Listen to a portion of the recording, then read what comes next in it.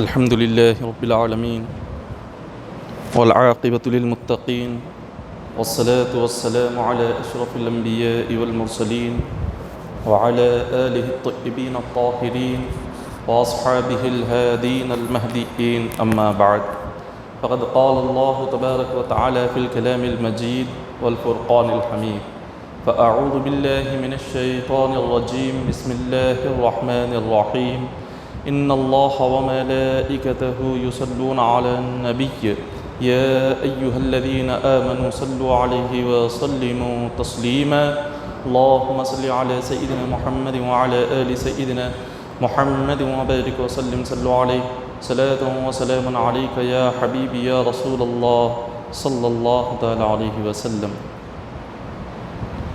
اللہ تبارک و تعالی چوتھے پارے سورہ نساء میں ارشاد فرما رہے ہیں کنتم خیر امت اخرجت للناس، کہ اے میرے بندوں تم ساری امتوں میں سب سے بہترین امت ہو۔ اللہ تبارک و تعالیٰ نے اس امت محمدیہ کو ساری امتوں میں سب سے بہترین امت کا لقب عطا فرمایا۔ ساری امتوں میں جو مقام اللہ نے اس امت کو عطا فرمایا وہ کسی اور امت کو عطا نہیں فرمایا۔ اس امت محمدیہ کو رب تبارک و تعالیٰ نے جو فضیلتیں جو عظمتیں عطا فرمائی وہ کسی اور امت کو یہ عظمتیں اور یہ فضیلتیں عطا نہیں کی گئی۔ خالق کائنات نے اس امت کا ذکر دوسری کتابوں میں بھی فرمایا۔ تورات اللہ تبارک و تعالیٰ نے حضرت موسیٰ علیہ السلام پر نازل فرمائی۔ خالق کائنات نے تورات میں بھی امت محمدیہ کی عظمت اور فضیلت کو بیان فرمایا ہے۔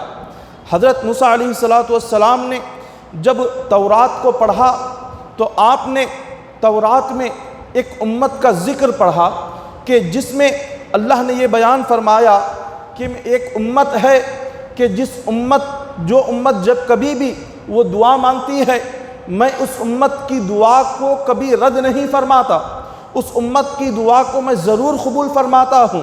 وہ جو دعائیں مانگے ان کی ہر جائز دعا قبول ہوتی ہے۔ حضرت موسیٰ علیہ السلام نے اللہ کی بارگاہ میں عرض کیا کہ اے مالک و مولا، یہ جو امت کا ذکر تو نے میری کتاب تورات میں فرمایا ہے یہ امت مجھے عطا فرما۔ اللہ تبارک و تعالیٰ نے ارشاد فرمایا کہ اے موسیٰ یہ امت میں کسی اور نبی کو نہیں عطا فرماؤں گا، یہ امت صرف میں اپنے مصطفیٰ کو عطا فرماؤں گا۔ میرے محبوب کی امت کا یہ عالم ہوگا وہ جب بھی دعا مانگیں گے ان کی ہر جائز دعا کو میں قبول فرما لوں گا۔ حضرت موسیٰ علیہ السلام نے تورات میں پھر ایک اور امت کا ذکر فرمایا جس میں اللہ تبارک و تعالیٰ نے اس امت کی فضیلت کو ذکر کرتے ہوئے بیان فرمایا کہ جب کبھی بھی وہ امت 5 نمازیں ادا کرے گی اللہ تعالیٰ ان 5 نمازوں کے صدقے میں ان کے گناہ کو معاف فرما دے گا۔ حضرت موسیٰ علیہ السلام نے فرمایا کہ مولا یہ جو امت ہے کہ جس امت کی نماز کے صدقے میں تو اس کے گناہوں کو معاف فرماتا ہے، مولا یہ امت مجھے عطا فرما۔ اللہ تبارک و تعالیٰ نے فرمایا کہ موسیٰ یہ امت بھی تمہاری نہیں، یہ بھی میں امت محمدیہ کو یہ مقام عطا فرماتا ہوں، یہ بھی میرے مصطفیٰ کی امت ہے۔ جب وہ 5 نمازیں پڑھتی ہے تو ان نمازوں کے درمیان ان سے جو بھی چھوٹے گناہ ہوتے ہیں میں ان گناہوں کو مٹا دیتا ہوں۔ پھر حضرت موسیٰ علیہ السلام نے تورات میں اور آگے پڑھا کہ جس میں اللہ تبارک و تعالیٰ نے یہ ذکر فرمایا کہ ایک ایسی امت ہے جو دجال کو قتل کرے گی، جو دجال قیامت کے قریب نکلے گا لوگوں کے ایمان کو برباد کرے گا اور خدا ہونے کا دعویٰ کرے گا۔ بہت سارے لوگ اس کے دعوے میں آ جائیں گے، بہت سارے لوگ اس کو خدا مان بیٹھیں گے۔ تو اللہ تبارک و تعالیٰ نے فرمایا ایک امت ایسی ہوگی جو کہ اس دجال کو قتل کرے گی۔ حضرت موسیٰ علیہ السلام نے فرمایا کہ مولا جو امت دجال کو قتل کرنے والی ہو وہ امت مجھے عطا فرما۔ اللہ تبارک و تعالیٰ نے فرمایا نہیں، یہ امت بھی میں اپنے مصطفیٰ کو عطا فرماتا ہوں۔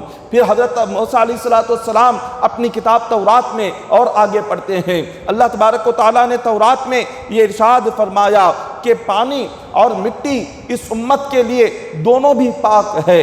پچھلی امتوں میں اللہ تبارک و تعالیٰ نے یہ حکم نہیں دیا تھا، پچھلی امتوں میں تیمم نہیں تھا، مگر اس امت محمدیہ کے لیے اللہ تبارک و تعالیٰ نے مٹی کو بھی پاک کر دیا، پانی کو بھی پاک کر دیا۔ ہم پانی سے وضو کر کے نماز کے لیے آ جاتے ہیں، ہم پانی سے غسل کر کے اللہ کی عبادت کرتے ہیں۔ اگر پانی پر استعمال کرنے کی طاقت نہ ہو، بیمار ہو، تو شریعت کا حکم ہے مٹی سے تیمم کرے، مٹی سے تیمم کر کے وہ نماز ادا کرے، اس کا غسل ہو جائے گا، اس کا وضو ہو جائے گا تیمم کرنے سے۔ تو اللہ تبارک و تعالیٰ نے کسی امت کے لیے یہ تیمم کا حکم نہیں عطا فرمایا۔ یہ تیمم کا جو حکم ملا یہ صرف اسی امت کو ملا کہ اگر کسی شخص کو غسل کرنے کی ضرورت ہو اور وہ غسل کرنے کی اس میں طاقت نہ ہو، وہ بیمار ہو، پانی کو استعمال نہیں کر سکتا ہو، شریعت کا حکم ہے ایسا بندہ اگر مٹی پر 2 ہاتھ مار کر اپنے چہرے پر مل لے گا اور مٹی پر دوبارہ ہاتھ مل کر اپنے دونوں ہاتھوں پر وہ مل لے گا تو اس کا غسل بھی ہو جائے گا، اس کا تیمم بھی ہو جائے گا، وہ نماز بھی پڑھ سکتا ہے، عبادت بھی کر سکتا ہے۔ یہ فضیلت اللہ نے صرف اسی امت کو عطا فرمائی، دوسری امتوں کو اللہ نے یہ عطا نہیں فرمایا۔ حضرت موسیٰ علیہ السلام نے فرمایا کہ مولا یہ امت مجھے عطا فرما دے، یہ ایسی امت مجھے عطا فرما۔ اللہ تعالیٰ نے فرمایا کہ موسیٰ نہیں، یہ امت بھی میرے مصطفیٰ کی امت ہے، یہ امت محمدیہ کو میں یہ مقام عطا فرما رہا ہوں، دوسری امت کو یہ مقام نہیں عطا فرماؤں گا۔ حضرت موسیٰ علیہ السلام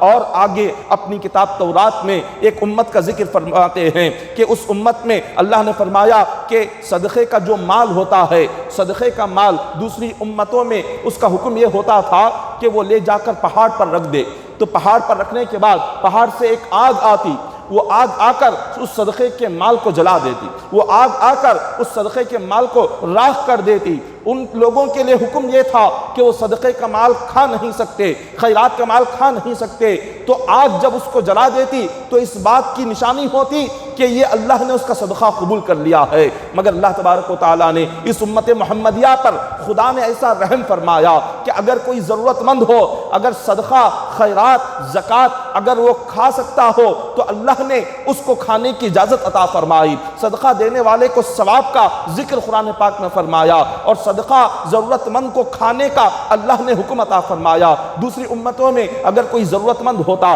غریب بھی ہوتا، بھوکا بھی ہوتا، اس کو صدقہ کھانے کی اجازت نہیں تھی، خیرات کھانے کی اجازت نہیں تھی، بلکہ شریعت کا اس زمانے میں موسیٰ علیہ السلام کی شریعت میں یہ حکم ہوتا کہ چلے جاؤ اپنے خیرات کو لے کر، اپنے صدقے کے مال کو لے کر پہاڑ کی چٹان پر رکھ دو، آسمان سے ایک آگ آتی، وہ آگ جب اس صدقے کے مال کو جلا دیتی تو وہ سمجھ لیتے ہمارا صدقہ قبول ہو گیا۔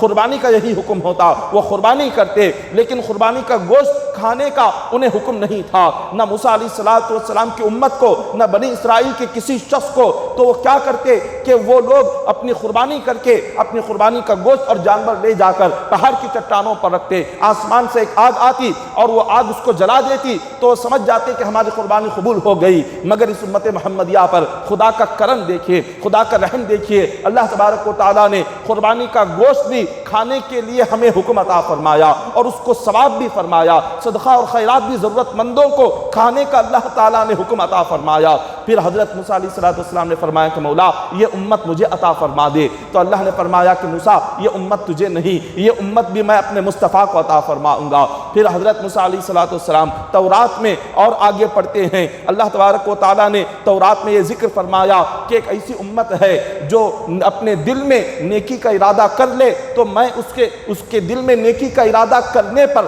ثواب عطا فرما دیتا ہوں۔ اگر وہ نیکی کا ارادہ کر کے ایک نیکی کرے گا اسے 10 گنا سے بڑھ کر 700 گنا تک اس کو ثواب عطا فرماتا ہوں۔ اسی طرح اگر اس امت کے دل میں گناہ کا ارادہ ہو گیا، اللہ کی نافرمانی کا ارادہ ہو گیا تو گناہ کا ارادہ آنے پر اللہ تعالیٰ گناہ عطا نہیں کرتا، گناہ کا ارادہ آنے پر اللہ تعالیٰ اس کو سزا عطا نہیں فرماتا۔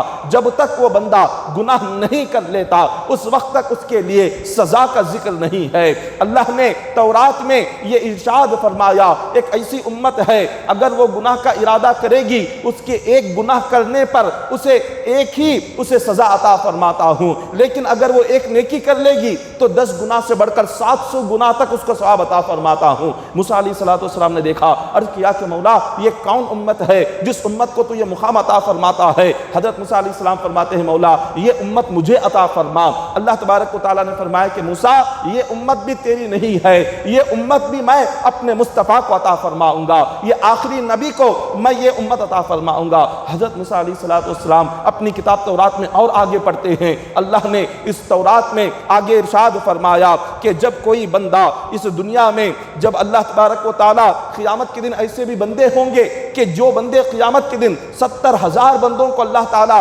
بغیر حساب کے جنت میں داخل فرمائے گا، ان سے نہ ان کے اعمال کا حساب ہوگا نہ ان کی عبادتوں کا حساب ہوگا، کوئی حساب نہیں ہوگا، بغیر حساب کے 70,000 لوگ قیامت کے دن جنت میں داخل ہوں گے۔ حضرت موسیٰ علیہ السلام نے فرمایا کہ مولا یہ کون امت ہے، یہ کس کی امت ہے؟ مولا یہ امت مجھے عطا فرما۔ اللہ تعالیٰ نے فرمایا کہ موسیٰ نہیں، یہ جو 70,000 لوگ قیامت کے دن بغیر حساب کے داخل ہوں گے یہ میرے مصطفیٰ کے امتی ہوں گے، امت محمدیہ کے لوگ ہوں گے۔ حضرت موسیٰ علیہ السلام اس امت محمدیہ کی عظمتوں کو، اس امت محمدیہ کی مقام و مرتبے کو اپنی کتاب میں پڑھتے جا رہے ہیں اور اللہ سے ایسی امت کی دعا کرتے جا رہے ہیں، اور اللہ تبارک و تعالیٰ ارشاد فرماتے ہیں کہ موسیٰ یہ امت تمہاری نہیں ہے، یہ امت آخری نبی کی امت ہے۔ پھر حضرت موسیٰ علیہ السلام اور آگے پڑھتے ہیں، اللہ تعالیٰ نے اپنی کتاب تورات میں ارشاد فرمایا کہ ساری امتوں میں سب سے بہترین امت اللہ نے فرمایا وہ میرے مصطفیٰ کی امت ہے۔ حضرت موسیٰ علیہ السلام فرماتے ہیں کہ مولا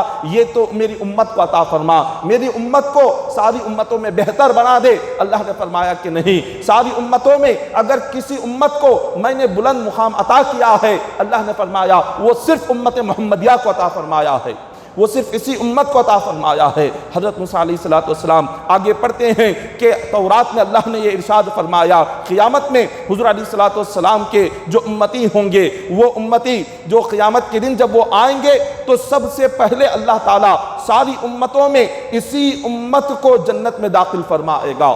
ساری امتوں میں اگر قیامت کے دن سب سے پہلے کوئی امت جنت میں داخل ہوگی وہ امت محمدیہ ہوگی۔ حضرت موسیٰ علیہ السلام نے جب یہ ذکر اپنی کتاب تورات میں پڑھا تو عرض کیا کہ مولا یہ امت تو مجھے عطا فرما۔ اللہ تعالیٰ نے فرمایا کہ نہیں، یہ امت بھی میں صرف اپنے مصطفیٰ کو ہی عطا کروں گا، یہ تمہاری امت نہیں ہوگی۔ اللہ تبارک و تعالیٰ نے تورات میں پھر ایک مقام پر ارشاد فرمایا کہ جو دوسری قوموں میں اللہ نے جو کتاب عطا فرمائی، موسیٰ علیہ السلام کو جو تورات عطا فرمائی، زبور داؤد علیہ السلام کو عطا فرمائی، انجیل اللہ نے عیسیٰ علیہ السلام کو عطا فرمائی، مگر ان کتابوں کے کوئی حافظ نہیں تھے۔ صرف اور صرف اس امت کے جو نبی ہوتے تھے وہ نبی اس کتاب کے حافظ ہوتے تھے، امتیوں میں کوئی امتی کتاب کا حافظ نہیں ہوتا تھا۔ اللہ تبارک و تعالیٰ نے قرآن کو وہ شان عطا فرمائی ہے کہ اس امت محمدیہ کے 7 سال کے بچوں کے سینوں میں قرآن محفوظ ہے، قرآن کے حافظ ہے۔ دوسری کتابیں اللہ نے آسمان سے جتنی بھی اتاری ہے اس کتاب کے امت میں کوئی حافظ نہیں ہوتے تھے، صرف اس امت کے نبی ایک حافظ ہوتے تھے، مگر اس امت کا مقام اتنا بلند ہے، اس امت کی شان اتنی بلند ہے۔ اللہ تبارک و تعالیٰ نے جو کتاب حضور پر نازل فرمائی اس کتاب کو اس امت کے کروڑوں سینوں میں اللہ نے اس کو محفوظ فرما دیا، اس کے حافظ آج بنتے ہیں، یہ صرف اسی امت کی شان ہے۔ حضرت موسیٰ علیہ السلام نے فرمایا کہ مولا یہ امت تو مجھے عطا فرما۔ اللہ نے فرمایا کہ نہیں، یہ امت بھی میرے مصطفیٰ کی ہوگی، میرے محبوب کو میں یہ ساری نعمتیں عطا فرماؤں گا، یہ ساری انعامات، وہ ساری رحمتیں، یہ ساری نوازشات کو پڑھ کر حضرت موسیٰ علیہ السلام فرماتے ہیں کہ مولا جس نبی کی امت کو تو اتنی فضیلتیں عطا فرما رہا ہے، جس نبی کی امت کو تو اتنا بلند مقام عطا کر رہا ہے، جس نبی کی امت کو تو اتنا بلند درجہ عطا فرما رہا ہے، اگر وہ امت مجھے عطا نہیں کر رہا ہے تو کم از کم اس امت میں مجھے پیدا تو فرما دے، اس نبی کا امتی بنا کر تو پیدا فرما کہ جس نبی کی امت کو تو یہ مقام عطا کر رہا ہے، کم از کم میں ان کا امتی تو بن کر پیدا ہو جاؤں۔ حضرت موسیٰ علیہ السلام امت محمدیہ کی عظمتوں کو، امت محمدیہ کی فضیلتوں کو، امت محمدیہ کے مقام و مرتبے کو اپنی کتاب میں پڑھ کر اللہ سے دعا مانگنے لگے کہ مولا کاش میں بھی مصطفیٰ کا امتی ہو کر پیدا ہو جاتا، یہ ساری عظمتیں ہمیں نصیب ہو جاتی۔ لیکن اللہ تبارک و تعالیٰ کا یہ ہم پر بڑا احسان ہے، یہ کرم ہے کہ مولا نے ہم جیسے گنہگاروں کو مصطفیٰ کا امتی بنا کر پیدا فرمایا۔ اللہ تبارک و تعالیٰ کا یہ ہم پر بہت بڑا کرم ہے کہ جو پچھلی امتوں کے نبی جس امت میں پیدا ہونے کی خواہش رکھتے تھے، اللہ نے اس امت میں ہمیں پیدا فرمایا ہے۔ اسی طرح ایک روایت میں بیان کیا گیا، روایتوں میں آتا ہے کہ حضور علیہ السلام نے ارشاد فرمایا، اللہ نے چند ایسی نعمتیں مجھے عطا فرمائی جو دوسری امتوں کو عطا نہیں فرمائی۔ حضور علیہ السلام فرماتے ہیں کہ دوسری امتوں میں اگر کسی کو عبادت کرنا ہوتا تو خاص طور پر اس کو اسی جگہ پر جا کر عبادت کے مقام پر جا کر عبادت کرنا پڑتا تھا، وہ دوسری مقام پر عبادت نہیں کرتا۔ دوسری امتوں کے لیے خاص جگہیں بنائی گئی تھی، خاص مقامات تھے، مسجدیں تھے، اگر انہیں عبادت کرنا ہو تو وہیں پر جا کر وہ عبادت کر سکتے تھے، دوسرے مقام پر آ کر عبادت وہ نہیں کر سکتے تھے۔ مگر اللہ تبارک و تعالیٰ نے حضور علیہ السلام سے فرمایا، آپ کی امت کی عبادت کے لیے صرف کوئی ایک جگہ خاص نہیں ہے، روئے زمین میں جہاں چاہے وہ قبلے کی طرف چہرہ کر کے رکعت باندھے، ان کی نماز کو میں قبول کر لوں گا۔ وہ روئے زمین، ساری روئے زمین کو اللہ نے مسجد بنا دیا ہمارے لیے۔ جس جگہ پر بھی ہم جائیں، اگر عبادت کا وقت ہو جائے، قبلے کی طرف چہرہ کر کے پاک زمین پر اگر ہم نماز کے لیے کھڑے ہو جائیں، ہمارے لیے نماز وہاں پر ہو جاتی ہے۔ لیکن دوسری امت کے لیے حکم نہیں تھا، ان کے لیے خاص جگہ جہاں مسجد ان کی ہوتی تھی وہیں پر آ کر وہ عبادت کرتے تو عبادت قبول ہوتی، دوسرے مقام پر پڑھتے تو عبادت نہیں ہوتی۔ اللہ تبارک و تعالیٰ نے یہ صرف حضور علیہ السلام کی امت کو ہی یہ نعمت عطا فرمائی، دوسری امت کو یہ نعمت عطا نہیں فرمائی۔ پھر حضرت عمر فاروق رضی اللہ تعالیٰ عنہ کے زمانے میں ایک یہودی جس نے آپ سے کچھ قرض لیا ہوا تھا، کافی دن ہو چکے، اس نے حضرت عمر فاروق رضی اللہ تعالیٰ عنہ کو قرض ادا نہیں فرمایا۔ راستے میں ایک مرتبہ اس نے حضرت عمر فاروق رضی اللہ تعالیٰ عنہ سے ملاقات کی۔ فاروق اعظم رضی اللہ تعالیٰ عنہ نے فرمایا کہ اس ذات کی قسم کہ جس نے حضور علیہ السلام کو ساری امت میں سب سے اعلیٰ مقام عطا کیا ہے، آج میں تجھے نہیں چھوڑوں گا جب تک میرا حق مجھے عطا نہ کر دے۔ اس یہودی نے کہا کہ حضور علیہ السلام کو اللہ تبارک و تعالیٰ نے سارے انسانیت میں اور سارے انبیاء میں سب سے بلند مقام عطا نہیں فرمایا ہے، بلکہ ان سے بھی اعلیٰ دوسرے انبیاء ہے۔ جب حضرت عمر فاروق رضی اللہ تعالیٰ عنہ نے اس کی زبان سے یہ سنا، یہ گستاخی والا لہجہ سنا، آپ نے اس کو ایک تھپڑ مار دیا اور وہ سیدھے اس نے کہا، اب تمہارا اور میرا فیصلہ حضور علیہ السلام کی بارگاہ میں ہوگا۔ دونوں آقا علیہ السلام کی بارگاہ میں آئے، حضرت عمر فاروق رضی اللہ تعالیٰ عنہ نے اپنی ساری بات سنائی اور اس یہودی نے کہا کہ حضور انہوں نے مجھے تھپڑ مارا۔ آقا علیہ السلام نے حضرت عمر سے فرمایا کہ عمر تمہیں ہاتھ نہیں اٹھانا چاہیے تھا، تم اس کو راضی کر لو، جو تم نے تھپڑ مارا اس کو تم راضی کر لو، کسی طرح سے اس کو منا لو۔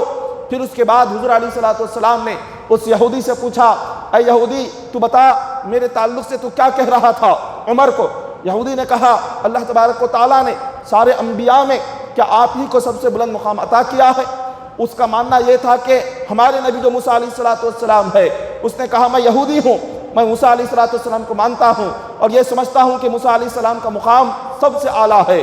حضور علیہ السلام نے اس یہودی سے فرمایا، اے یہودی سن، حضرت آدم علیہ السلام کو اللہ نے صفی اللہ بنایا اور موسیٰ علیہ السلام کو اللہ نے کلیم اللہ بنایا، ابراہیم علیہ السلام کو اللہ نے خلیل اللہ بنایا، عیسیٰ علیہ السلام کو اللہ نے روح اللہ بنایا اور اللہ نے مجھے حبیب اللہ بنایا ہے۔ میں اللہ کا حبیب ہوں اور حبیب کا مقام صفی اللہ سے بڑھ کر ہے، حبیب کا مقام خلیل اللہ سے بڑھ کر ہے، حبیب کا مقام روح اللہ سے بڑھ کر ہے، حبیب کا مقام کلیم اللہ سے بڑھ کر ہے۔ حضور علیہ السلام نے اس سے فرمایا کہ اللہ تبارک و تعالیٰ نے میری امت کے دو نام رکھے ہیں اور وہ دو نام اللہ کے نام ہیں جو اللہ نے امت محمدیہ کو عطا کیے۔ ایک سب سے پہلا اللہ کا جو نام ہے سلام ہے، اور اللہ نے اپنے نام سلام سے اس امت کا نام مسلمان رکھا۔ وَسَمَّاكُمُ الْمُسْلِمِينَ، اللہ نے قرآن میں اس امت کو مسلمین کہہ کر پکارا، اور یہ مسلمین کہاں سے یہ نام ہے؟ یہ اللہ کے ناموں میں سے ایک نام السلام اللہ کا نام ہے، اس نام میں سے مسلمان نکلا ہے، مسلمان کا نام اللہ کے نام سے نکلا۔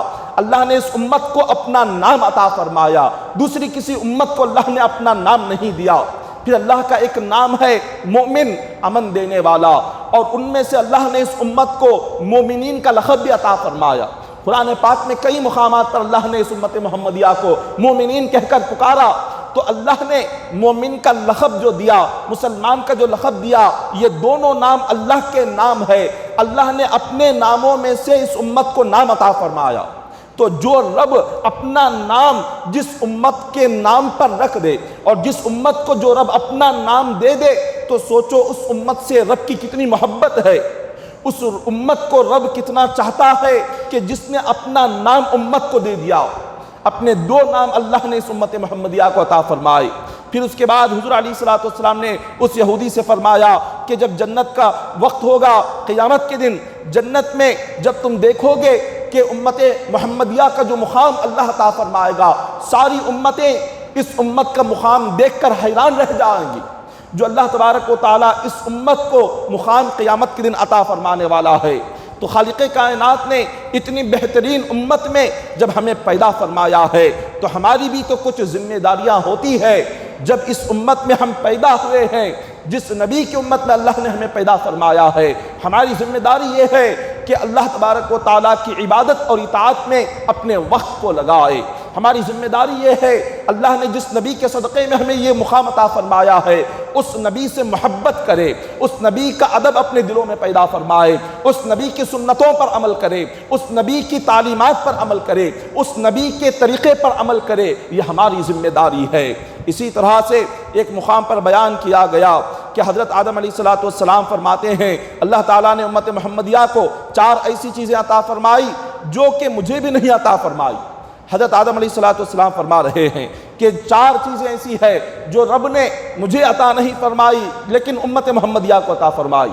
سب سے پہلے کیا تو فرماتے ہیں حضرت آدم علیہ السلام کہ اللہ تبارک و تعالیٰ نے جب مجھ سے ایک چھوٹی سی بھول ہو گئی، اس بھول کو جب معاف کرنا تھا، اللہ نے فرمایا کہ مکہ مکرمہ آ جاؤ۔ کعبۃ اللہ میں آ کر رب نے فرمایا اب تم یہاں پر آ کر اپنے اس بھول کی معافی مانگو، میں معاف کروں گا۔ لیکن حضرت آدم علیہ السلام فرماتے ہیں میری اس بھول کو، میری اس چھوٹی سی غلطی کو معاف کرنے کے اللہ نے کعبۃ اللہ بلا کر میری غلطی کو معاف کیا۔ لیکن امت محمدیہ کا یہ حال ہوگا کہ امت محمدیہ میں اگر کسی سے کوئی گناہ ہو گیا، کوئی نافرمانی ہوگی، وہ زمین کے جس حصے پر بیٹھ کر اپنے دل میں شرمندہ ہو کر اللہ سے اگر معافی مانگے گا، اللہ اسی لمحہ اس کے گناہ کو معاف کر دے گا، اسی لمحے اس کا گناہ معاف ہو جائے گا۔ اس کی معافی کے لیے اس کو کعبۃ اللہ نہیں بلایا جائے گا، اس کی مغفرت اور بخشش کے لیے اسے آ کر حجر اسود کو چومنے کا حکم نہیں ہوگا، بلکہ خدا کا فرمان ہے کہ بندے تو روئے زمین پر جس مقام پر بھی اپنے دل میں گناہوں پر شرمندہ ہو گیا، تیرے گناہ کی مغفرت اور بخشش میں فرما دوں گا۔ یہ پہلی نعمت ہے۔ پھر حضرت آدم علیہ السلام فرماتے ہیں دوسری نعمت یہ ہے، جب آدم علیہ السلام سے وہ اللہ نے فرمایا تھا کہ جنت کے فلاں درخت کے پھل کو مت کھانا، حضرت آدم علیہ السلام نے جب اس درخت کے پھل کو کھا لیا تو ان کے جسم پر جو لباس تھا وہ جنتی لباس اتر گیا، اب بغیر لباس کے ہو گئے۔ لیکن حضرت آدم علیہ السلام فرماتے ہیں جب اللہ نے ایک درخت کے پھل کو کھانے سے روکا لیکن کھاتے ہی میرے جسم کا لباس اتر گیا۔ امت محمدیہ میں کئی سارے ایسے لوگ ہوں گے اللہ جن چیزوں سے منع کیا ہوگا وہ کام کریں گے مگر ان کے جسم کا لباس نہیں اترے گا، بلکہ اللہ تعالیٰ ان کے گناہوں پر پردہ ڈالے گا، خدا ان کے گناہوں پر پردہ ڈالے گا، ان کے گناہ کو مخلوق کے سامنے ظاہر نہیں فرمائے گا۔ یہ اللہ تبارک و تعالیٰ کی رحمت ہے اس امت محمدیہ پر، خدا کا یہ احسان ہے ہم پر۔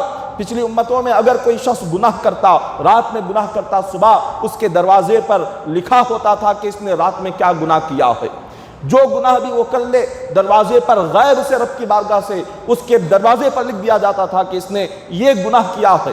صبح اٹھ کر ساری قوم کو پتہ چل جاتا، لیکن رب تبارک و تعالیٰ کا کرم دیکھیے کہ اس امت محمدیہ میں ساری زندگی ہم اللہ کی نافرمانی کر رہے ہیں، اور کیا گناہ نہیں، ہماری راتیں گناہوں میں گزرتی ہے، ہمارے دن گناہوں میں گزر رہے ہیں، ہماری صبح اور شام گناہوں میں گزر رہی ہے، مگر اس کے باوجود رب کا کرم ایسا ہے کہ مولا ہمارے گناہوں پر پردہ ڈال رہا ہے، مولا ہماری نافرمانیوں کو چھپا رہا ہے۔ یہ اس کا کرم اس امت محمدیہ پر ہے۔ پھر حضرت آدم علیہ السلام فرماتے ہیں کہ تیسری نعمت جو اللہ نے اس امت کو یہ عطا فرمائی کہ جب کبھی بھی حضرت آدم علیہ السلام بی بی حوا کا نکاح ہوا، جنت میں نکاح ہوا، اور حضرت آدم علیہ السلام نے اللہ نے جس پھل کو کھانے سے روکا، جیسے آپ نے کھا لیا، رب نے فرمایا اب تم دونوں شوہر اور بیوی جدا ہو جاؤ۔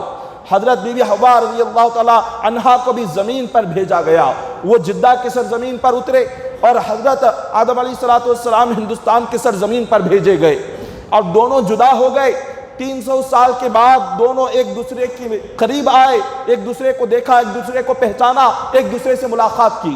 لیکن آدم علیہ السلام فرماتے ہیں کہ امت محمدیہ کا حال یہ ہوگا جب ان سے کوئی گناہ ہو جائے گا، اللہ تبارک و تعالی میاں بیوی میں جدائیگی پیدا نہیں کرے گا، وہ ایک ہی مقام پر رہیں گے، ایک ہی چھت کے نیچے رہیں گے، اور ایک ہی ساتھ رہیں گے، ایک دوسرے کو دیکھتے رہیں گے، جدا نہیں ہوں گے۔ گناہ ہونے کے باوجود بھی اللہ تبارک و تعالی ان میں محبت پیدا فرمائے گا، ان میں محبت قائم رکھے گا۔ یہ اللہ تبارک و تعالی کی نعمت ہے۔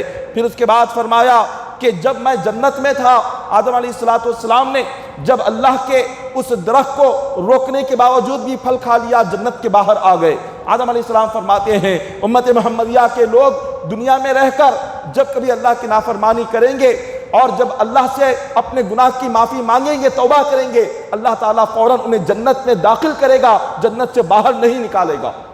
آپ بس چھوٹی سی بھول سے جنت سے باہر آ گئے، لیکن امت محمدیہ کو اللہ تعالیٰ ان کے گناہ کے باوجود جب توبہ ہو جائے گی، گناہ کی معافی مانگیں گے، رب تبارک و تعالیٰ فوراً انہیں جنت میں داخل فرمائے گا۔ یہ جو نعمتیں ہیں، یہ نعمتیں صرف اور صرف اللہ نے اس امت کو عطا فرمائی ہے۔ خدا نے جو کرم ہم پر فرمایا، جو احسان ہم پر فرمایا، یہ احسان رب تبارک و تعالیٰ نے کسی اور امت پر عطا نہیں فرمایا۔ اسی طرح ایک اور مقام پر بیان کیا جاتا ہے کہ حضور علیہ السلام حضرت کعب احبار فرماتے ہیں کہ موسیٰ علیہ السلام نے جب تورات کو پڑھا، حضرت کعب احبار فرماتے ہیں کہ اللہ تعالیٰ نے تورات میں جو یہ 5 نمازیں امت محمدیہ پر نازل کی ہے، یہ 5 نمازوں کا ذکر بھی اللہ نے تورات میں کیا تھا۔ تورات میں اللہ نے 5 نمازوں کا ذکر کیا اور فرمایا کہ فجر کے وقت میں جو بھی بندہ نماز فجر کو ادا کرے گا، اللہ تبارک و تعالیٰ دن اور رات کے اس کے جو گناہ ہوں گے، سارے گناہوں کی مغفرت اور بخشش فرمائے گا۔ دن اور رات میں اس بندے سے جو گناہ ہو اور اس نے نماز فجر کی پابندی کر لی، نماز فجر کو ادا کر لیا، اللہ تبارک و تعالیٰ اس کے گناہ کی مغفرت فرما دیں گے، اور اللہ تعالیٰ اس بندے کو اپنی حفاظت میں لے لیں گے۔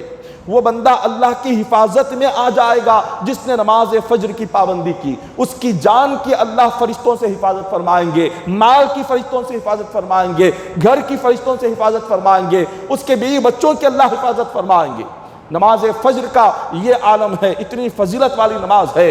حضور علیہ السلام نے فرمایا نماز فجر کی جو 2 سنتیں ہیں، یہ 2 سنتیں اگر کسی بندے کو مل جائے تو ساری کائنات کی بادشاہت ملنے سے بھی زیادہ بڑھ کر ہے۔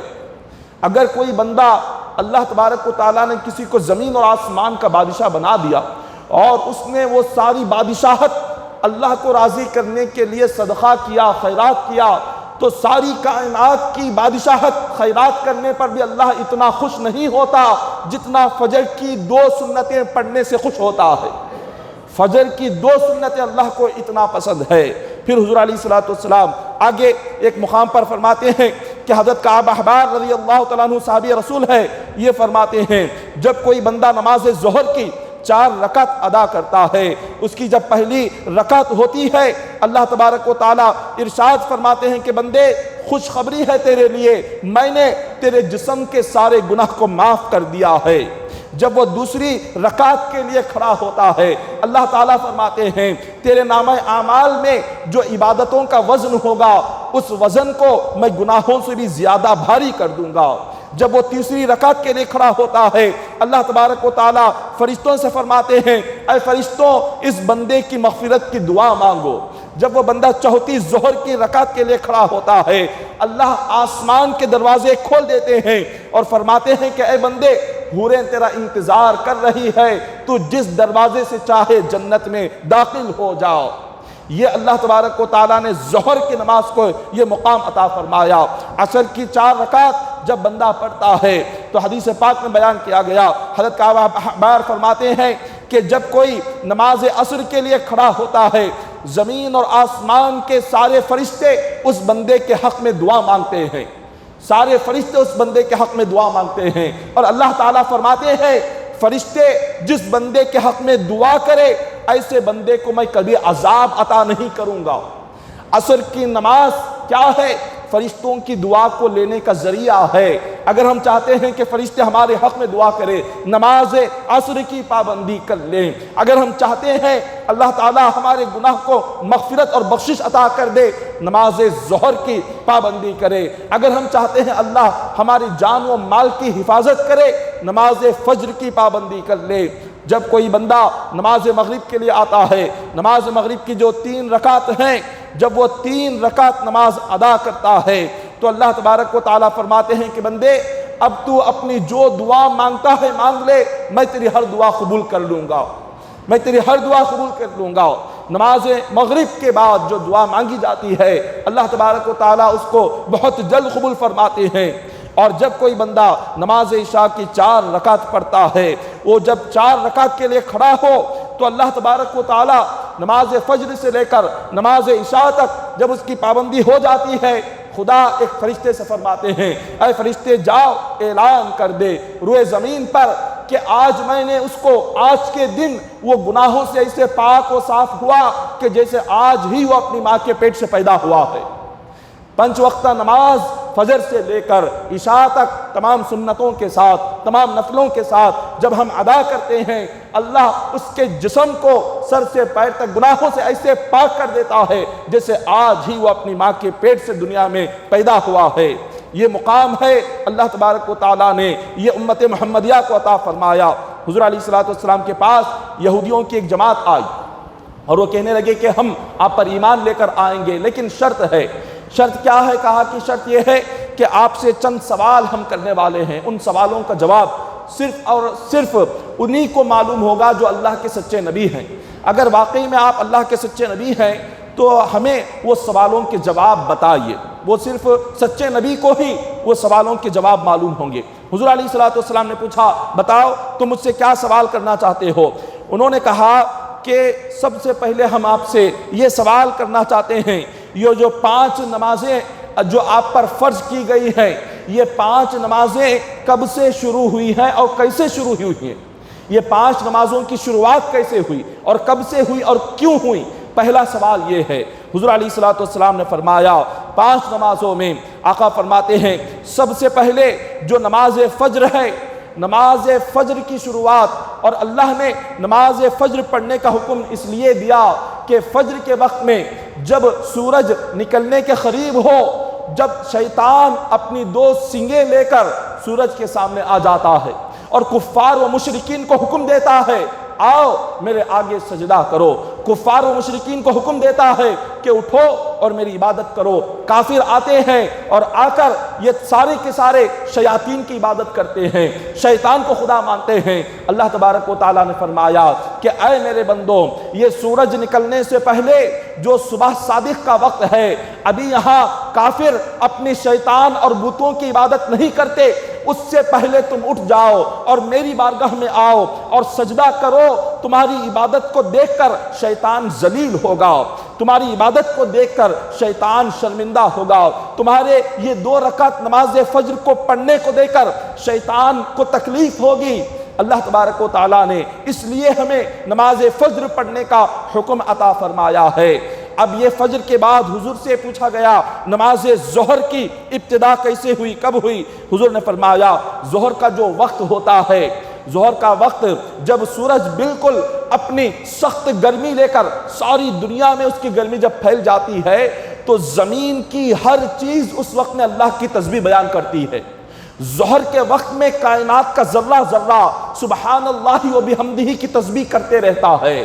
تو جب اللہ کی تسبیح ساری کائنات کرتی ہو، جب اللہ نے فرمایا کہ اے انسان میں نے ساری مخلوق میں سب سے بہترین مخلوق تجھے بنایا ہے، جب زمین میری تسبیح بیان کر رہی ہے، کنکر میری تسبیح بیان کر رہے ہیں، درخت کے پتے میری تسبیح بیان کر رہے ہیں، آسمان اور زمین کے ہر چیز میری تسبیح بیان کر رہی ہے، تو انسان ہے، تجھے بھی میری عبادت کرنا چاہیے، جا نماز ظہر کا وقت ہو چکا، جا کر اس کو پہلے ادا کر لے۔ اللہ تبارک و تعالیٰ نے اس لیے نماز ظہر کا ہمیں حکم دیا۔ پھر پوچھا گیا نماز عصر کے وقت کیوں ہمیں نماز عصر ادا کرنے کا حکم ملا؟ جب یہودیوں نے سوال کیا تو حضور نے فرمایا عصر کے وقت میں حضرت آدم علیہ السلام نے اس درخت کا پھل کھایا تھا جس سے اللہ نے روکا۔ جب اس درخت کا پھل کھا لیا تو ہوا یہ کہ اللہ تبارک و تعالیٰ نے فرمایا کہ آدم جاؤ، تم نے میری نافرمانی کی، اب زمین پر اتر جاؤ۔ تو اس وقت میں رب کا حکم آیا کہ اے بندو تم اولاد آدم ہو، تم اے انسان تو ان تمام کے تمام آدم کے اولاد ہے، لہٰذا تمہارے لیے یہ فرض ہے کہ جس وقت آدم علیہ السلام سے بھول ہو گئی اس وقت تم عبادت کر کے مجھ سے اپنے گناہ کی معافی مانگو، اس وقت میں تم عبادت کرو، اس لیے کہ اسی وقت عصر میں آدم علیہ السلام نے اس درخت کا پھل کھایا جس سے میں نے روکا تھا، اب اس وقت تمہیں نماز پڑھنے کا حکم دیتا ہوں۔ اب نماز مغرب اللہ تبارک و تعالیٰ نے کس لیے فرض فرمائی؟ تو حضور نے فرمایا نماز جو مغرب ہے، نماز مغرب کو اللہ تبارک و تعالیٰ نے اس لیے فرض فرمائی کہ اس وقت آدم علیہ السلام کی توبہ قبول ہوئی تھی۔ آدم علیہ السلام کی توبہ اللہ نے مغرب کے وقت میں قبول فرمائی، اس لیے اپنے بندوں کو حکم دیا کہ تم مغرب کی پابندی کرو، جیسے میں نے آدم کی توبہ قبول کی اسی طرح تمہاری توبہ بھی قبول کروں گا۔ اور عشاء کی جو نماز ہے، عشاء کی نماز کو حضور نے فرمایا پچھلے جتنے نبی گزرے ہیں وہ سارے انبیاء نماز عشاء پڑھا کرتے تھے، اسی لیے اللہ نے میری امت کے لیے بھی نماز عشاء پڑھنے کا حکم عطا فرما دیا۔ ساری پچھلی امتوں میں انبیاء کو نماز عشاء پڑھنے کا حکم تھا، اس امت محمدیہ کے لیے بھی رب کا حکم آ گیا۔ اب یہ تو پہلا سوال تھا یہودیوں کا، یہودیوں نے اس کے بعد دوسرا سوال حضور سے فرمایا، عرض کیا کہ حضور ہمارا دوسرا سوال یہ ہے کہ جو 5 نمازیں ادا کرنے کے بعد رب کی بارگاہ سے بندے کو کیا نعمتیں ملتی ہے، وہ نعمتوں کا بھی ذکر فرمائے۔ آقا علیہ السلام نے فرمایا کہ سب سے پہلے جب کوئی بندہ نماز فجر کو ادا کرنے کے لیے وہ آتا ہے، اور نماز فجر کو جو کوئی بندہ 40 دنوں تک اگر جماعت کے ساتھ پابندی کے ساتھ نماز فجر ادا کر لے، اللہ اس کو اپنا ولی بنا دیتا ہے، وہ اللہ کا دوست بن جاتا ہے۔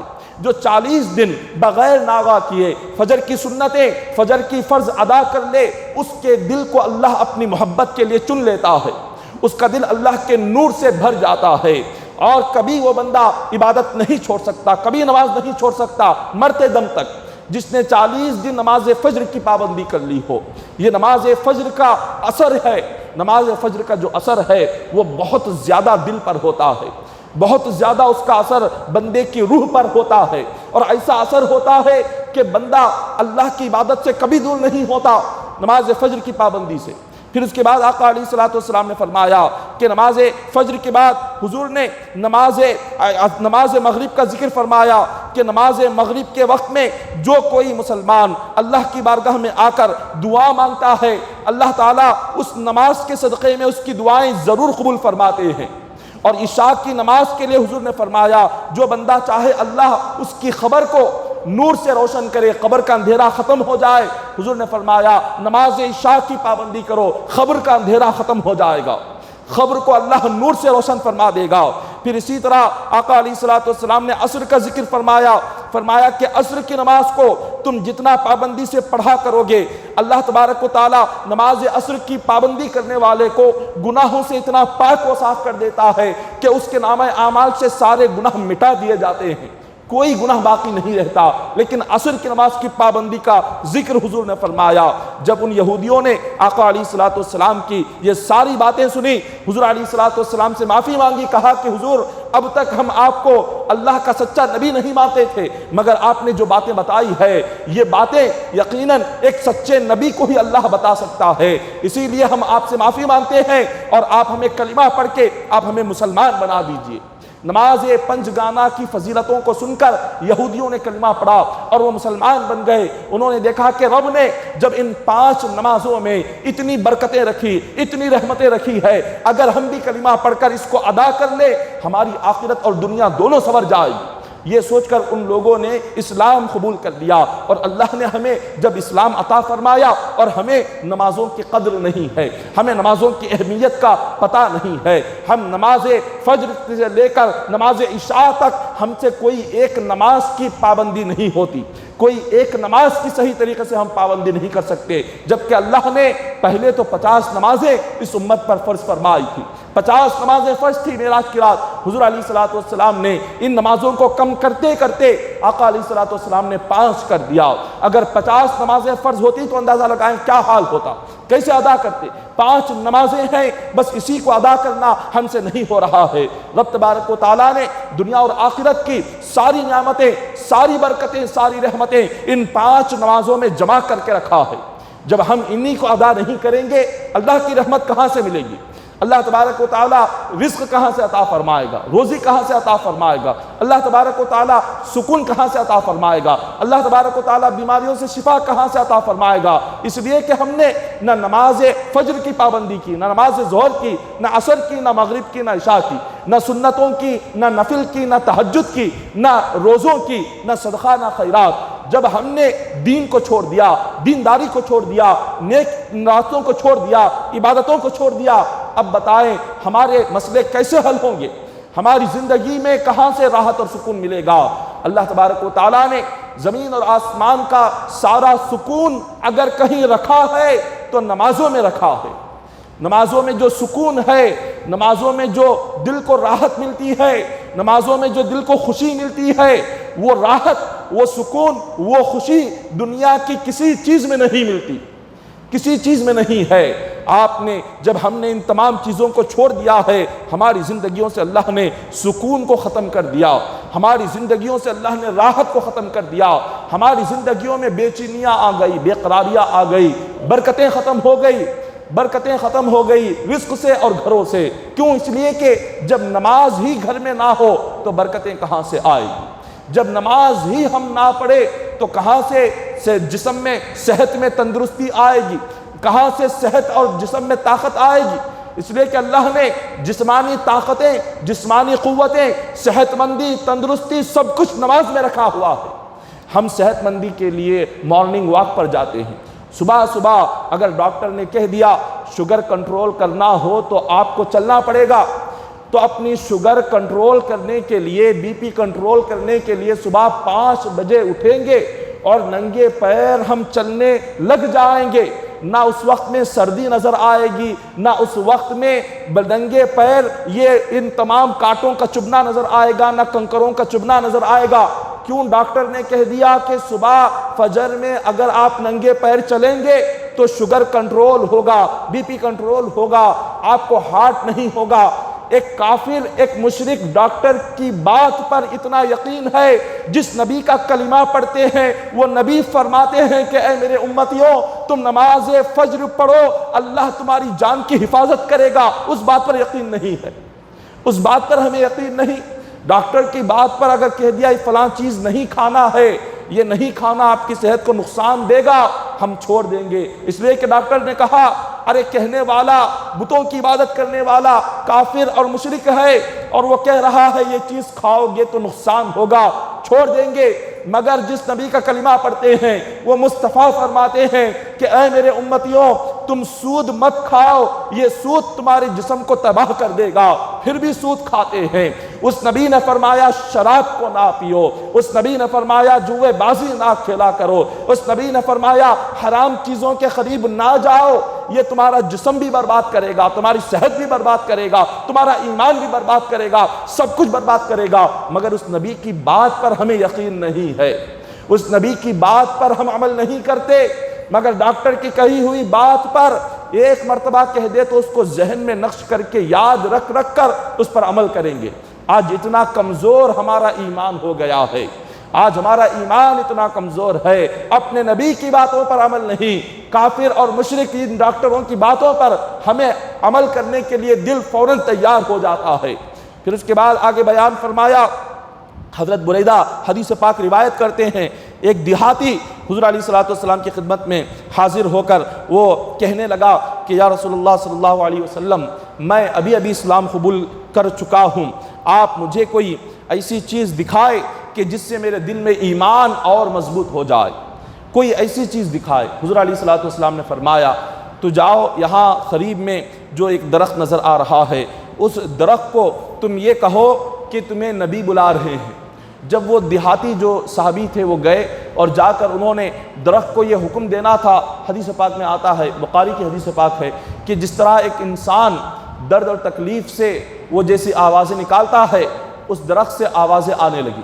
وہ درخت کبھی دائیں جانب ہلتا، کبھی بائیں جانب، کبھی آگے پیچھے، ہر طرح سے وہ ہل کر وہ درخت زمین سے باہر آیا، اپنی جڑوں کو گھسیٹتا ہوا حضور علیہ الصلوۃ والسلام کی خدمت میں حاضر ہوا، حضور علیہ الصلوۃ والسلام کو سلام کیا۔ جب اس صحابی نے جنہوں نے حضور سے کہا تھا کہ کوئی معجزہ دکھائے میرا ایمان مضبوط ہو جائے، انہوں نے جب یہ منظر دیکھا تو انہوں نے فوراً آقا علیہ الصلوۃ والسلام سے اجازت مانگی کہ حضور، آپ کا یہ معجزہ دیکھ کر میرا دل چاہتا ہے میں آپ کے پیر چوم لوں، آپ کی پیشانی چوم لوں۔ آقا علیہ الصلوۃ والسلام نے اجازت دی، اس صحابی رسول نے حضور کے پیر چوم لیے، حضور علیہ الصلوۃ والسلام کی پیشانی کو چوم لیا۔ پھر اس کے بعد انہوں نے عرض کیا کہ یا رسول اللہ صلی اللہ علیہ وسلم، اب میرا دل چاہتا ہے، آپ کا مقام و مرتبہ اللہ کی بارگاہ میں اتنا بلند ہے، اتنا بلند ہے، میرا دل یہ چاہتا ہے کہ میں آپ کو سجدہ کروں، مجھے اجازت عطا فرمائے۔ حضور علیہ الصلوۃ والسلام نے فرمایا، اس امت محمدیہ میں کسی ایک انسان کو دوسرے انسان کے آگے سجدہ کرنے کا حکم نہیں ہے۔ حضور نے فرمایا کہ اس امت میں کسی انسان کو کسی انسان کے آگے سجدہ کرنے کا حکم نہیں، یہ حرام ہے، یہ گناہ ہے، میں تمہیں سجدہ کرنے کا حکم نہیں دیتا۔ جب منع کیا حضور نے تو انہوں نے کہا کہ حضور کم از کم میں آپ کے پیر تو چوم لوں۔ حضور نے پیر چومنے کی اجازت دی، پیر چومنے کی اجازت عطا فرمائی۔ یہ حدیث پاک بخاری کی ہے، مسلم کی ہے۔ اس حدیث پاک پر بڑا خاص نقطہ اس میں سمجھنے کا ہے۔ خاص نقطہ یہ ہے کہ آپ والدین کے قدم چومنا چاہے بالکل چوم سکتے ہیں، یہ بالکل درست اور جائز اور صحابہ کی سنت ہے۔ والدین کے قدم چومنا، پیر و مرشد کے قدم چومنا، بزرگان دین اولیاء کے ہاتھ اور پیر چومنا، اور علماء دین کے قدم اور ہاتھ اور پیر محبت میں، ادب میں چومنا، یہ درست صحابہ اکرام کی سنت اور یہ احادیث سے ثابت ہے۔ یہ ایک مسئلہ ہو گیا۔ اب بات دوسری طرف آتے ہیں، جہاں سجدے کی بات ہے، سجدہ شریعت محمدیہ میں حرام ہے، شریعت محمدیہ میں سجدہ بالکل حرام ہے۔ یہ آدم علیہ السلام کی امت میں جائز تھا کہ اللہ نے فرشتوں سے کہا کہ سجدہ کرو، آدم علیہ السلام کی امت میں جائز تھا، اس امت میں اللہ نے اس کو حرام کر دیا۔ حضور علیہ الصلوۃ والسلام نے صحابی سے فرمایا کہ نہیں، تمہارے لیے ہرگز اجازت نہیں، تم سجدہ نہیں کر سکتے۔ اب آپ جب کبھی بارگاہ اولیاء میں ہم جاتے ہیں، اولیاء کی زیارت کرتے ہیں، پیر و مرشد کے پاس جب ہم جاتے ہیں، یہاں پر اتنے غلط طریقے ہم اپناتے ہیں کہ جس سے دوسروں کو موقع ملتا ہے یہ کہنے کا کہ دیکھو یہ جو اولیاء کی محبت کا دعویٰ کرتے ہیں یہ جا کر وہاں سجدہ کر رہے ہیں۔ دوسروں کو سنیت پر اعتراض کرنے کا موقع ملتا ہے، سوالات کرنے کا موقع ملتا ہے، اور وہ اس پر اعتراض کرتے ہیں۔ بارگاہ اولیاء میں جانا اس کا طریقہ ہے۔ طریقہ کیا ہے؟ جب بھی آپ کسی ولی کی بارگاہ میں جائیں تو سیدھی جانب سے آپ ان کے پیر کی جانب سے داخل ہو جائیں، جا کر سر کے پاس کھڑے رہیں، جو بھی آپ کو درود پاک آتے ہوں اور جو بھی آپ کو سورے یاد ہوں وہ پڑھ لے۔ وہ چاہے آپ قبرستان جائیں، اپنے والدین کی قبر پر جائیں، یا کسی رشتہ داروں کی قبر پر جائیں، بھائی بہنوں کی قبر پر جائیں، یا اولیاء کی بارگاہوں میں جائیں، وہاں طریقہ یہ ہے، زیارت قبور کا طریقہ یہ ہے کہ میت کے سر کے پاس کھڑے ہو جائیں، آپ کو جو سورے یاد ہو وہ سورے آپ پڑھ لیں، جو ذکر یاد ہو ذکر کر لے، وظیفے کر لے، درود پاک پڑھ لے، اور وہ ساری چیزیں پڑھ کر اب دل میں یہ کہے کہ مولا میں نے جو کچھ بھی یہ پڑھا ہے اس کا ثواب اس مرحوم کی روح کو پہنچا دے، اتنا کہنا ہے۔ اور وہاں سے اگر قدم بوسی کرنا ہے بزرگان دین کی یا اپنے والدین کی قبر کی قدم بوسی کرنا ہے، آپ قبر کو آپ ہاتھ لگائیں، قدموں کی جانب ہاتھ لگائیں، چومیں اور واپس باہر تشریف لائیں۔ یہ طریقہ ہے زیارت قبور کا۔ بارگاہ اولیاء میں جا کر بالکل سجدے کی طرح اپنی پیشانی لگانا یہ شریعت میں بالکل ناجائز ہے، حرام ہے۔ سجدہ پہلے کسے کہتے ہیں یہ سمجھ لے۔ سجدہ کہتے ہیں جسم کے 7 حصوں کا زمین پر لگنا، 2 گھٹنے اور 2 پیر اور 2 ہاتھ، ناک اور پیشانی، ناک اور پیشانی، 2 ہتھیلیاں، 2 گھٹنے اور 2 پیر زمین پر لگنے کو سجدہ کہتے ہیں۔ کبھی کسی ولی کی بارگاہ میں ہم جائیں، کہیں درگاہ میں زیارت کرنے کے لیے جائیں، ہاتھ لگا کر چومنا بالکل درست، جائز، کوئی حرج نہیں، ثابت ہے یہ احادیث سے۔ اب اس کے علاوہ دوسرا جو بغیر علم سے، جہالت کی وجہ سے ہم سیدھے سجدے کی طرح جا کر اپنا سر جو لگا دیتے ہیں اولیاء کی مزارات پر، یہ غلط ہے، یہ شریعت کے خلاف ہے، یہ بالکل ناجائز اور حرام ہے۔ زیارت کی اجازت ہے، ہاتھ لگا کر چومنے کی اجازت ہے، فاتحہ خوانی کرنے کی اجازت ہے، پھول ڈالنے کی اجازت ہے، مرحومین کے نام پر کھلانے اور پلانے کی اجازت ہے، لیکن جب سجدے کی بات آ جاتی ہے شریعت اس کو بالکل ناجائز اور حرام قرار دیتی ہے، اس کی ہرگز اجازت نہیں ہے۔ آپ حضور شیخ الاسلام والمسلمین کو لے لیجئے، جو پیر و مرشد ہے ہمارے اور کئی سارے لاکھوں کروڑوں جن کے مرید ہے حضرت حضور شیخ الاسلام والمسلمین، آپ کبھی اپنے مریدین کو پیر کو ہاتھ لگانے نہیں دیتے۔ آج اس دور میں آپ جیسا عالم دین، آپ جیسا صوفی، آپ جیسا ولی شاید کہ دیکھنا مشکل ہو۔ رب نے جن کے سینوں میں قرآن اور حدیث کا سمندر علم کا عطا فرمایا، جو علم کے سمندر ہے، اور ایسا چہرہ کہ آپ کے چہرے کو دیکھ کر ہی کئی سارے کافروں نے اسلام قبول کر لیا، ایسے نورانی چہرے والے حضرت شیخ الاسلام علامہ مدنی میاں علیہ حفظہ اللہ تعالی، آپ اپنے مریدین کو، اپنے شاگردین کو سخت ترین طریقے سے منع کرتے تھے، پیر چھونے سے منع کرتے تھے۔ آپ فرماتے نہیں، آپ مصافحہ کرو، آپ ہاتھ چومو، لیکن جھک کر پیر چھونا یہ بالکل درست نہیں ہے۔ لیکن بعض اولیاء نے اجازت دی، لیکن ہوتا یہ ہے جب پیر چھونے کی اجازت مل جاتی ہے، پیر چھونے کے بہانے سجدے تک چلے جاتے ہیں۔ اسی لیے بزرگان دین منع کرتے ہیں کہ یہاں سے لوگ سجدے تک پہنچ جاتے ہیں، اسی لیے اس کو درست نہیں کہتے، اسی لیے اس کو منع کیا جاتا ہے۔ تو لہٰذا آپ اس چیز کو بہت خاص طور پر خیال رکھنا ہے۔ بارگاہ اولیاء میں جب آپ جائیں، منتیں جو مانگنی ہو، منتیں مانگنے میں کوئی حرج نہیں ہے۔ آپ اولیاء کا وسیلہ لے کر اور انبیاء کا وسیلہ لے کر اللہ کی بارگاہ میں اپنی منتیں پیش کر سکتے ہیں، جیسے فلاں مسئلہ اگر حل ہو جائے، غریبوں کو صدقہ کریں گے یا خیرات کریں گے، یہ ساری چیزیں درست ہے، مگر اولیاء کی محبت کے نام پر ہم جو غلط چیزیں کرتے ہیں وہ ساری چیزیں ایسی جہالت والی ہے جس کا ذکر نہ قرآن میں ہے، نہ حدیث میں، نہ سنیت میں، نہ کسی ولی نے کہا، نہ کسی بزرگ نے کہا۔ جیسے کہ مثال کے طور پر اولیاء کی بارگاہوں میں آپ چلے جائیں، کئی سارے آپ کو تالے لگے ہوئے نظر آئیں گے۔ یہ تالے کیا ہے؟ کئی سارے آپ کو دھاگے بندھے ہوئے نظر آئیں گے، کئی سارے اگربتی کے جو پلاسٹک کور ہے وہ کور آپ کو ہم باندھے ہوئے نظر آئیں گے۔ یہ غلط ہے۔ اولیاء کی بارگاہوں میں جا کر تالے ڈالنا، اس سے نہ کوئی فائدہ ہے نہ کوئی نقصان ہے، اس کا کوئی اثر نہیں ہے، نہ اس کا ذکر قرآن میں ہے، نہ حدیث میں ہے، نہ کسی ولی نے کہا، نہ کسی بزرگ نے کہا کہ میری بارگاہ میں آؤ اور تالے ڈالو اور تم جو منت مانگو گے تالا بند رہے گا، تمہاری منت قبول کروں گا۔ اس کا ذکر نہ قرآن میں ہے نہ حدیث میں ہے۔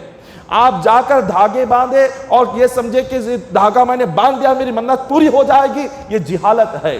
آپ اگربتی کی کسی پلاسٹک کور کو لے کر آپ باندھے، یہ سمجھے کہ میں نے وہاں پر باندھ دیا ہے اب میری منت پوری ہو جائے گی، غلط ہے۔ منت کا تعلق دل سے ہے، اللہ سے ہے۔ اللہ کی بارگاہ میں دل کی جو نیت ہوتی ہے اس نیت کو منت کہتے ہیں۔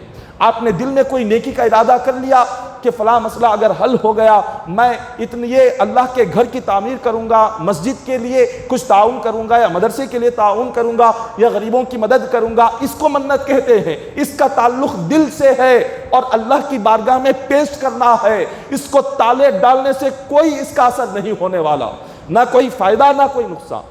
آپ جائیں، روئیں اللہ کی بارگاہ میں، گر گڑائیں، دعا کریں، اور اولیاء کرام کی بارگاہ میں کھڑے ہو کر دعا کریں، بہت جلد دعا قبول ہوگی، یہ درست ہے۔ لیکن اس کے علاوہ جتنی چیزیں جو وہاں بارگاہ اولیاء میں ہوتی ہے، بہت ساری چیزیں غلط ہے جس کا ذکر قرآن اور حدیث اور سنیت میں کہیں نہیں ہے، اور اس سے موقع ملتا ہے اعتراض کرنے کا سنیت پر۔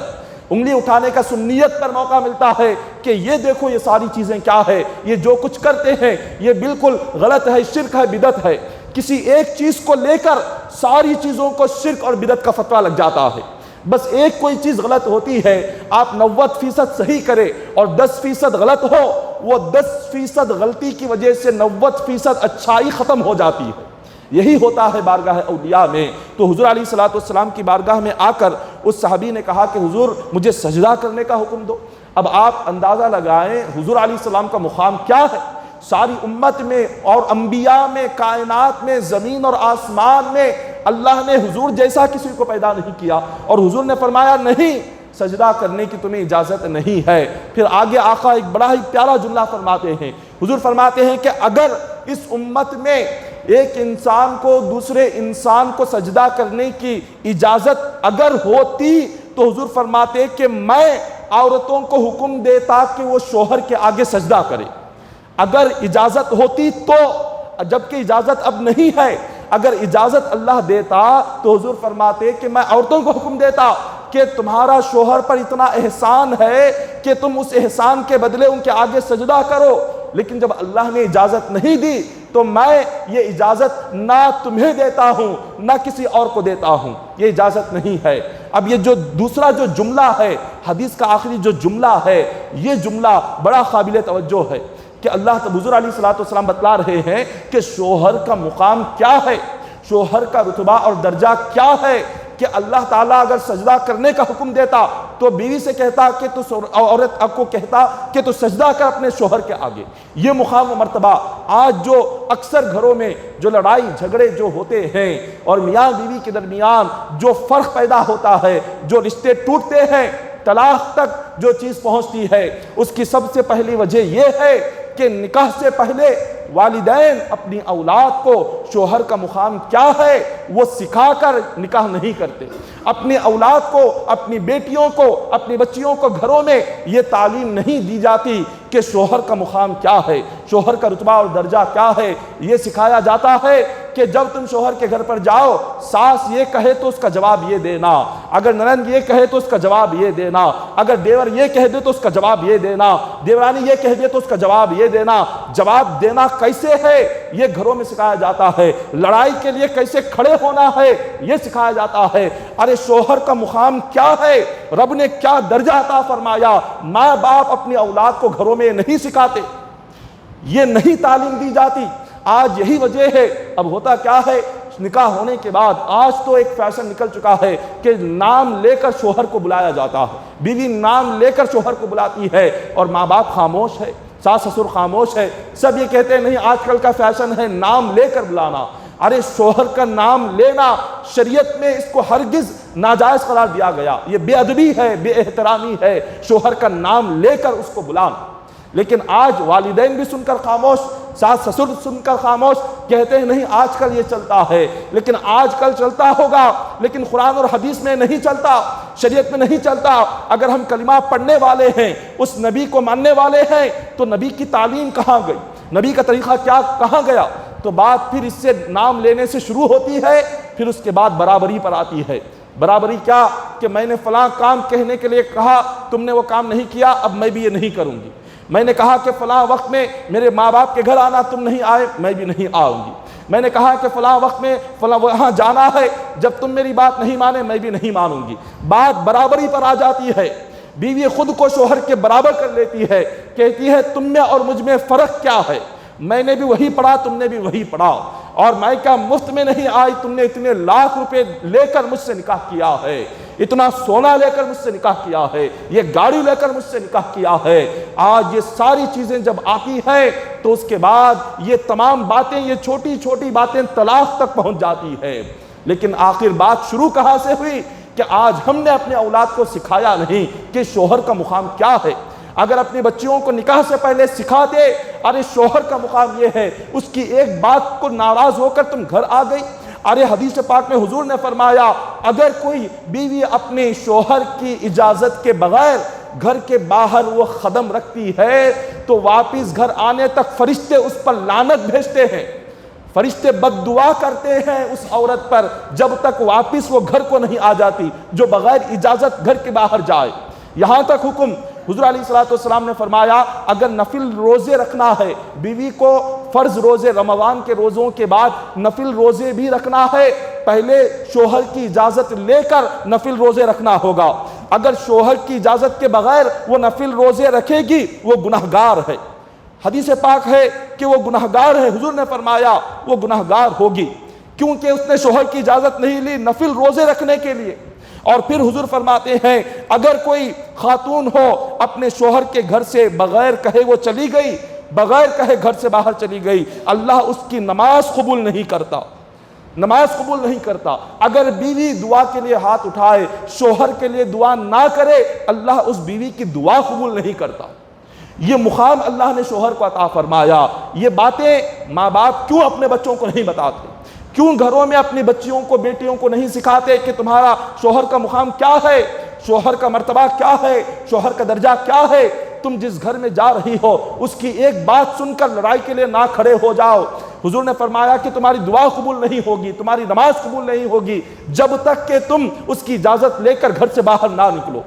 آج ہم اپنے گھروں میں شوہر کا مقام نہیں سکھاتے بچوں کو، اور بغیر بتائے، دین کی تعلیم کے بغیر اور قرآن اور حدیث پڑھائے بغیر انہیں شوہر کے ساتھ کیسے رہنا ہے بغیر کہے نکاح کرا دیتے ہیں۔ یہاں نکاح ہوا، 3 دنوں میں لڑائی جھگڑے شروع ہو گئے، ولیمہ ختم ہونے سے پہلے لڑائی جھگڑے شروع ہو گئے۔ کئی سارے وہ نکاح بھی ہوئے ہیں 2 بجے نکاح ہوا، 5 بجے طلاق ہوا۔ کئی واقعات یہی شہر بلہاری میں، یہی قریب میں چند سال پہلے کا واقعہ ہے۔ یہاں قریب ہی ایک فنکشن ہال میں نکاح ہوا، 2 بجے نکاح ہوا، اور نکاح ہونے کے بعد 4 بجے کوئی ایک شخص جو کہ یہاں دلہے والوں کی جانب سے وہ آیا ہوا تھا، آ کر اس نے بیٹھا اور اس نے کھانا مانگا، تو کسی ایک چیز کی کمی رہ گئی کھانے میں، کسی ایک چیز کی کمی رہ گئی۔ اس نے کہا کہ ہماری تم لوگوں نے اتنی عزت ہمیں نہیں دی، ہمارے لوگوں کو صحیح طریقے سے نہیں کھلایا، جبکہ 1000 لوگ کھا چکے، لیکن ایک شخص جو آیا وہ بھی 4 ساڑھے 4 بجے عصر سے پہلے، اس شخص نے کہا کہ صحیح طریقے سے میری مہمان نوازی نہیں ہوئی، ہم تمہاری لڑکی کو اپنے گھر نہیں لے جائیں گے۔ یہی کا واقعہ بلاری کا چند مہینوں کا ہے۔ بس اسی ایک بات کی وجہ سے 2 بجے نکاح ہوا تھا، 4:30 بجے انہوں نے فنکشن ہال سے ہی انہوں نے وہی طلاق دیا اور واپس گھر کو خالی ہاتھ گئے۔ یہ ایسی جہالت آج ہماری قوم اور امت میں ہے، ایسی جہالت دوسری امتوں میں نہیں۔ دوسرے مذہب کے لوگ ہیں، بتوں کو ماننے والے، بتوں کے آگے سجدہ کرنے والے، آج ان میں اخلاق ہے، آج وہ اپنے رشتوں کو ایسے نہیں توڑتے جس طرح سے آج ہم توڑ رہے ہیں۔ صرف کھانے پینے کی چیزوں کو لے کر صحیح طریقے سے مہمان نوازی نہیں کی، صحیح طریقے سے نکاح میں نہیں کھلایا، صحیح طریقے سے ولیمے میں نہیں کھلایا، صحیح طریقے سے ہمارے لوگوں کو عزت نہیں دی، جماگی میں صحیح طریقے سے نہیں دی، سلامی یہ نہیں دی، اور یہ نہیں کیا، چھلے میں نہیں کیا، چھٹی میں نہیں دیا، یہ انگوٹھی نہیں ڈالی، وہ چین نہیں ڈالی، یہ بریسلیٹ نہیں دیا، یہ جوڑے کی رقم نہیں دی، بس انہی باتوں میں اپنی زندگی چلی جاتی ہے، مر جاتے ہیں، مگر یہ باتیں کہنا نہیں چھوڑتے۔ یہی باتوں میں ایسی عبرتناک واقعات ہر دن اللہ ہمیں دکھا رہا ہے، آنکھوں سے دیکھ کر توبہ کرنا چاہیے، مگر پھر بھی ہمیں عبرت نہیں ملتی، ہمیں پھر بھی نصیحت نہیں ملتی۔ آج یہ حال ہے، آج ہم اپنے گھروں میں یہ باتیں کیوں نہیں سناتے، یہ حدیثیں کیوں نہیں سناتے گھروں میں کہ کیا مقام ہے، کیا مرتبہ ہے تمہارا ایک گھر سے دوسرے گھر جانا، وہاں جا کر تمہارا رہنا، تمہارے اخلاق کیا ہوں گے۔ آج بچیوں کو، بیٹیوں کو یہ کیوں سکھا کر نہیں بھیجا جاتا۔ آج محترم سامعین اکرام، صحابہ اکرام کی زندگی اٹھا لے، صحابہ اکرام کی ساری زندگی اٹھا لے، حضور علیہ الصلوۃ والسلام نے اپنی 5 بیٹیوں کی تربیت کیسے کی۔ فاطمۃ الزہرا رضی اللہ تعالیٰ عنہا کا نکاح حضرت علی سے ہوا۔ حضرت علی رضی اللہ تعالیٰ عنہ سے جب نکاح ہوا تو آپ غور کریں حضرت علی رضی اللہ تعالیٰ عنہ کے پاس کیا تھا۔ حضرت علی رضی اللہ تعالیٰ عنہ کے پاس اپنے روزی کے لیے، 2 وقت کی روزی کے لیے کمائی کا ذریعہ بھی نہیں تھا، کچھ نہیں تھا حضرت علی کے پاس، نہ سر کے اوپر نہ کوئی چھت، نہ مہر کی رقم ادا کرنے کے لیے بھی حضرت علی کے پاس کوئی رقم نہیں تھی۔ مہر کی رقم کے لیے بھی حضرت علی کے پاس ایک جنگ کا لباس تھا لوہے کا۔ حضور نے فرمایا یہ جنگی لباس لے جاؤ اور اس کو بیچو، اور اس کی جو رقم آئے گی اس سے مہر ادا کرنا۔ حضرت علی رضی اللہ تعالیٰ عنہ اپنا جنگی لباس لے جا کر آپ نے اس کو بیچا، اور اس سے جو رقم آئی آدھی رقم سے آپ نے ولیمہ کیا اور آدھی رقم آپ نے مہر میں دے دیا۔ یہ حضرت علی کی ایسی غربت تھی، نہ روزی کا ذریعہ، نہ سر کے اوپر مکان، نہ چھت، نہ مہر کی رقم باندھنے کے لیے بھی کچھ روپے نہیں تھے، مگر حضور نے اپنی بیٹی کو کیا دیکھ کر حضرت علی سے نکاح کیا؟ مکان دیکھ کر نکاح کیا یا دکان دیکھ کر نکاح کیا؟ کیا پراپرٹی دیکھ کر نکاح کیا؟ زمین و جائیداد دیکھ کر نکاح کیا؟ کیا سونا چاندی دیکھ کر نکاح کیا؟ کیا چیز دیکھ کر حضرت علی سے حضور نے نکاح کیا؟ آقا نے جو نکاح کیا بس ایک چیز دیکھ کر، اور وہ تھے حضرت علی کے اخلاق، حضرت علی کی عبادتیں، حضرت علی کا اللہ کو راضی کرنے کا خوف خدا میں رونا، عبادتیں کرنا، نماز تہجد کی پابندی، عبادتوں کی پابندی، آپ کے نیک اخلاق، آپ کی اچھائیاں، حضور نے یہ دیکھ کر اپنی بیٹی کا نکاح کیا۔ وہ نکاح کتنے دن چلا؟ ساری عمر بھر۔ حضرت علی فرماتے ہیں کہ حضرت فاطمہ الزہرا رضی اللہ تعالیٰ عنہا نے زندگی میں کبھی مجھے شکایت کا موقع عطا نہیں کیا، ایک مرتبہ بھی شکایت کا موقع عطا نہیں کیا۔ کیوں؟ اس لیے کہ والد کی تربیت ایسی تھی، حضور نے تربیت ایسی فرمائی تھی، فرمایا کہ فاطمہ چاہے زندگی کے جیسے بھی حالات کیوں نہ آ جائے، کبھی اپنے شوہر کو تکلیف نہ دینا۔ یہ تربیت تھی حضور کے گھرانے سے۔ حضور نے کبھی یہ نہیں کہا علی سے، علی میں نبی ہوں، ساری امت کا تاجدار ہوں، جب میری لڑکی سے نکاح کیا ہے وہ جو کہے تمہیں ماننا پڑے گا، اس کے حکم پر چلنا پڑے گا، اس کے طریقے پر تمہیں زندگی گزارنی پڑے گی، وہ جو کہے تمہیں مانو، وہ تمہاری بیوی ہے۔ حضور نے کبھی یہ نہیں کہا۔ امت کے نبی ہیں حضرت علی، کیا ہے حضور کا کلمہ پڑھ کے مسلمان بنے، امتی ہیں، مگر حضور نے اپنی بیٹی کو شوہر کا مقام کیا ہے بتایا، شوہر کا درجہ کیا ہے بتایا، اور فرمایا کہ چاہے علی سے اگر کوئی بات علی کہہ دے برداشت کرو، اور علی کے خلاف کچھ کام نہ کرو، علی کے خلاف کوئی لفظ نہ کہو۔ یہ حضور کی تعلیم تھی اپنی اولاد کے لیے۔ نبی ہو کر اپنی اولاد کو ایسی تعلیم دے، اور آج ہم اپنی اولاد کو کیا تعلیم دیتے ہیں؟ نہیں، بات نہ سننا، اور اپنے ساس سسر کی خدمت کیوں کرو؟ کیا فرض ہے؟ کیا فرض ہے تم پر ساس سسر کی خدمت کرنا؟ نہیں۔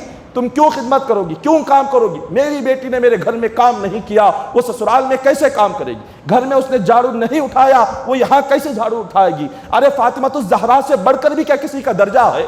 کیا فاطمہ الزہرا سے بڑھ کر بھی کسی کی بیٹی کا مقام ہے؟ کیا فاطمہ الزہرا سے بڑھ کر بھی کسی بیٹی کے باپ کا درجہ ہے جو فاطمہ الزہرا کے والد کا درجہ ہے؟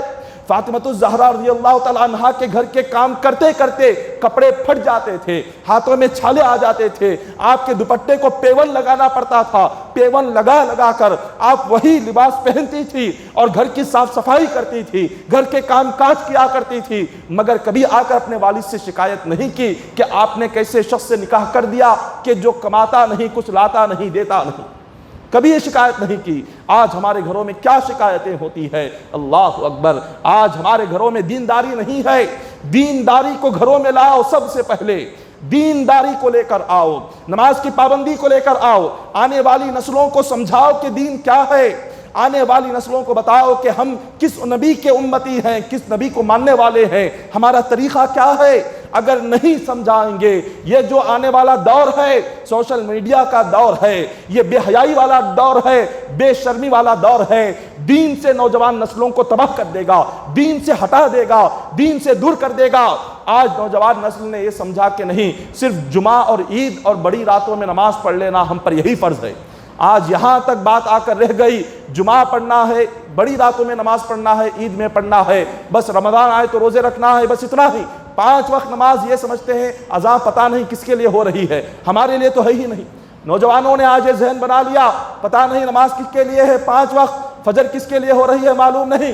ایسے ہم نمازوں سے بے خوف ہوتے ہیں، مسجد کے آگے سے گزرتے ہیں، نماز اور اذان کی آواز سنائی دیتی ہے، پھر بھی ایک قدم مسجد کے اندر نہیں رکھتے، ایک قدم مسجد کے اندر نہیں رکھیں گے، اور اسی مسجد کے آگے جا کر ہم گھنٹوں ہوٹلوں میں بیٹھیں گے، گھنٹوں ہم وہاں پر چائے پئیں گے، لیکن اللہ کے گھر میں 5 منٹ نہیں لگائیں گے۔ آج یہ دور اگر یہی معاملہ رہا، آنے والے دور میں آج 5 وقتہ نماز کے لیے 1-2 صف آ رہی ہے، یہی دور رہا تو آنے والے 15-20 سالوں کے بعد 1-2 لوگ بھی مسجد کے اندر نظر نہیں آئیں گے، 1-2 بھی نظر نہیں آئیں گے۔ اگر ہم نے دینی تعلیم نہیں سکھائی، دین نہیں پڑھایا بچوں کو، قرآن نہیں پڑھایا بچوں کو، علم نہیں دیا، اسلام کے راستے پر نہیں لائے، گھر میں دیندار ماحول نہیں لایا، تو آنے والے وقت میں بہت ہمارے دین کے لیے، ہمارے لیے بہت بڑا نقصان ہونے والا ہے۔ تو محترم سامعین اکرام، والدین کی ذمہ داری ہے ماں باپ اپنے اولاد کو، نوجوان بچوں اور بچیوں کو سب سے پہلے تعلیم دے کہ دین کیا ہے اور دین ہمیں کیا سکھاتا ہے۔ دعا کہ اللہ تبارک و تعالی ہم تمام کو کہنے سننے سے بڑھ کر عمل کرنے کی توفیق عطا فرمائے۔ الہ العالمین ہم تمام کی جائز دعاؤں کو قبول فرما لے۔